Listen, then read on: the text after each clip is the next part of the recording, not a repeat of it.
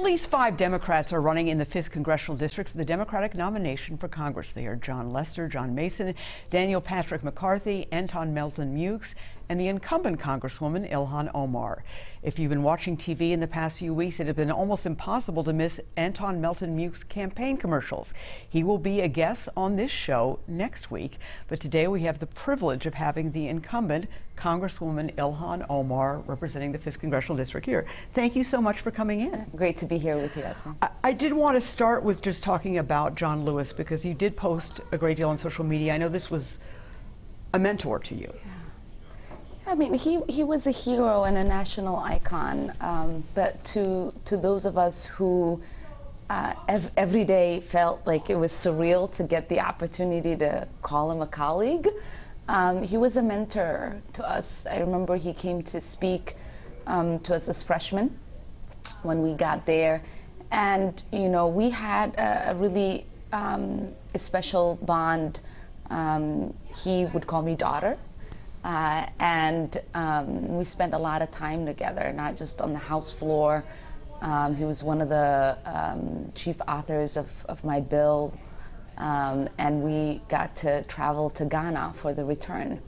And so it is just not a loss of someone who was so iconic, but it's a loss of someone I personally leaned on when days got hard in Congress.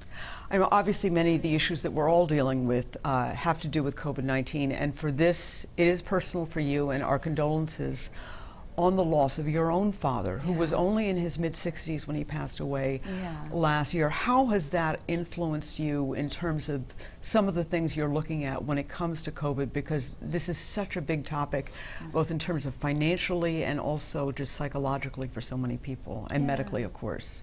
I mean, so, you know, it's been a month since my father lost his life to complications of COVID.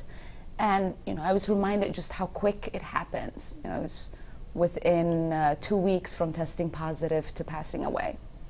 And, you know, it's a reminder really how serious this pandemic is, and the reciprocity that we get to do when we wear our masks, and how important it is to remind people of that.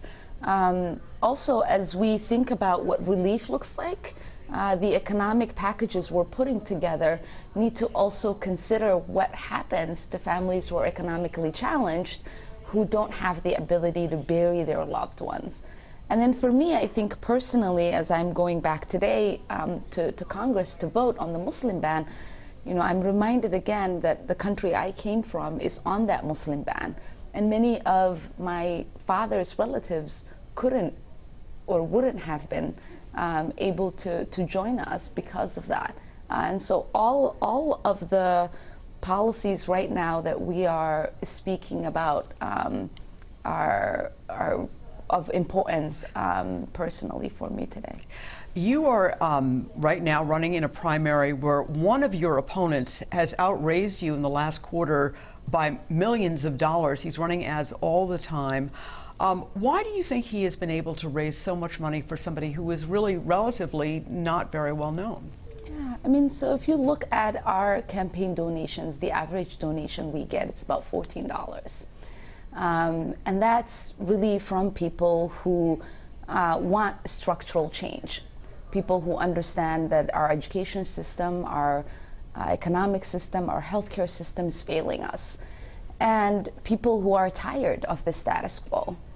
Now, every single day I show up in Congress and I fight for those people, because I know as a former union member what it means to be at picket lines. I know as a mother what it means to fight for safe and sick time and safe time. And so I know what it means to fight for an immigration system that is humane. But why has he gotten so much money? There are people who are invested in keeping that status quo, people who don't want these structural changes to take place, and those are really the people who have the resources to allocate to oust someone like me.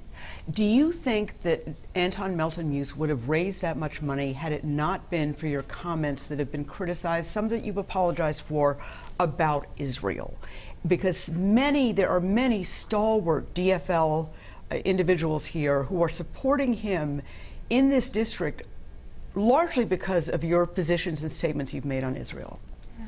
What I do know, Esme, is that majority of the resources and the people that are invested in this election, in the most progressive district in the United States, are part of the people who fund people like Mitch McConnell and Donald Trump, people who have invested in a Muslim ban that has as the only member of Congress who comes from a country on that ban, have used their resources to target me and many of my female progressives in Congress.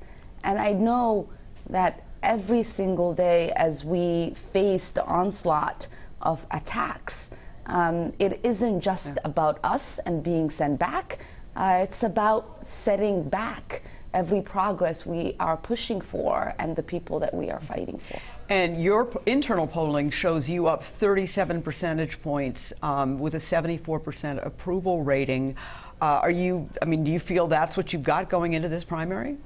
I always say organized people beat organized money. And we know that corporate donors have been flooding the primaries of the progressives in Congress, and so it's no different here. I know that the people in my district